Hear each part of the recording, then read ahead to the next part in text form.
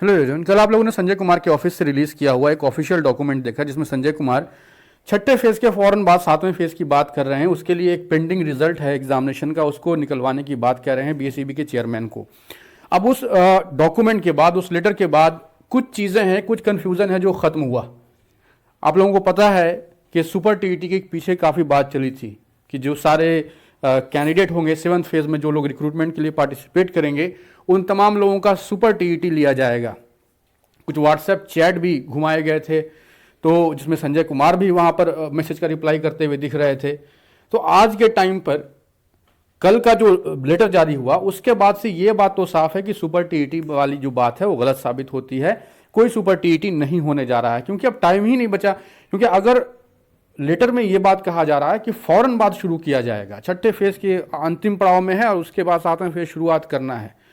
अगर मान लें सुपर टीईटी लेने का इरादा होता, उसके लिए पहले नोटिफिकेशन जारी करना, फिर एग्जामिनेशन लेना, रिजल्ट निकालना, मिनिमम इसमें तकरीबन आप मान के चलें कि तकरीबन 1 साल का वक्त लगता है इस पूरे काम को करने में। आप बिहार सरकार का कोई भी एग्जामिनेशन देख लें, किसी भी एग्जामिनेशन को शुरुआत से लेके एंड तक जाने में कम से कम 1 साल का वक्त लगता है आमतौर पे।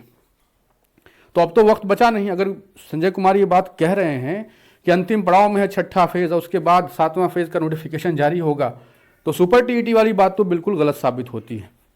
कुछ और चीज़ें हैं, पीछे एक कोर्ट केस भी है जिसकी सुनवाई होनी है। अब कोर्ट केस के बारे में ज़्यादा कुछ कहा नहीं जा सकता।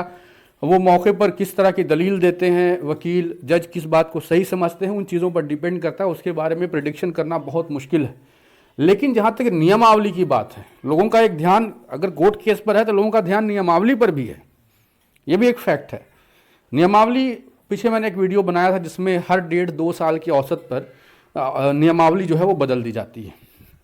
अब अगर आप शुरुआत से देखें तो आज तक हर 1.5-2 साल के बाद नियमावली को बदल दिया जाता है। और नियमावली इस बार बदलेगी, इस बात के कुछ मतलब कुछ ऐसे पॉइंट हैं जिसको देख के ऐसा लगता है कि बदलेगी। एक तो बीटेक वाले को इंक्लूड करना, क्योंकि अब तक की नियमावली में कंप्यूटर के लिए बीटेक था नहीं।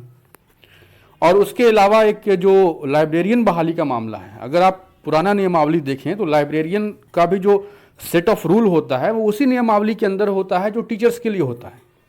शिक्षा मंत्री ने आज से कई महीने पहले ये बात कहा था कि नियमावली बन रही है लाइब्रेरियन बहाली के लिए। तो ये बात मुमकिन है कि ये बीटेक को इंक्लूड करना, ये लाइब्रेरियन के लिए एक सेट ऑफ रूल लाना नियमावली के अंदर, ये सब एक साथ हो जाए और नियमावली बदल के आए। इस बात की फुल पॉसिबिलिटी है। वो गवर्नमेंट उसको जारी करना, वो 20, 25, 30 पेज का एक डॉक्यूमेंट होगा, उसको जारी करना एग्जामिनेशन लेने जितना कॉम्प्लेक्स नहीं है। वो गवर्नमेंट किसी भी दिन जारी कर देगी अगर गवर्नमेंट चाहे तो। लेकिन एग्जामिनेशन लेना बहुत कॉम्प्लेक्स काम है, बहुत लेंदी काम है, बहुत सारा पैसा उसके अंदर लगता है। तो सुपर टीईटी की जो बात है उसकी अब कोई चांस नहीं है, लेकिन नियमावली बदलने का चांस अभी भी है। और डीएलएड वाले जिन लोगों की वजह से कल जो लेटर जारी हुआ था, उन लोगों ने एक बात दिखाया है कि अगर आप संजय कुमार को अप्रोच करते हैं, उनको मैसेज करते हैं, कॉल करते हैं अपनी रिक्वायरमेंट्स को लेकर के, तो वो रिप्लाई करते हैं। और कल का लेटर उस चीज़ का गवाह था। तो अभी भी टाइम बाकी है। जितने भी कैंडिडेट हैं जो सीट बढ़वाने के लिए, मुझे लगता है कि अभी भी कोशिश होनी चाहिए। संजय कुमार को अप्रोच किया जाना चाहिए कि सीट बढ़ा करके ही सातवें फेज का नोटिफिकेशन जारी किया जाए, क्योंकि एक बार नोटिफिकेशन जारी हो जाएगा फिर कुछ नहीं हो सकता। फिर उसी फिक्स सीट पर जो नोटिफिकेशन में लिखी होगी उसी पर बहाली होगी। तो जिसको जो एफर्ट डालना है, अभी थोड़ा टाइम बचा हुआ है, एफर्ट डालने अपनी तरफ से।